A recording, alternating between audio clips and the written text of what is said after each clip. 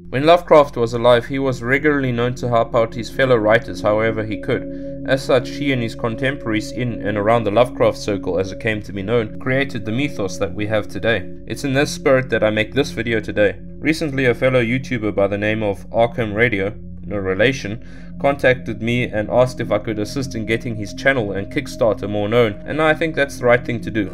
Just so you know, I'm not getting paid to make this, and I wouldn't endorse it either if I thought it was merely capitalizing off of Lovecraft's name. So what is Arkham Radio contributing to the mythos then? Dark ambient music inspired by the works of you-know-who. The idea behind this music is background music for reading Lovecraft's works and for playing games like the Call of Cthulhu RPG or one of the various board games like Arkham Horror or Eldritch Horror.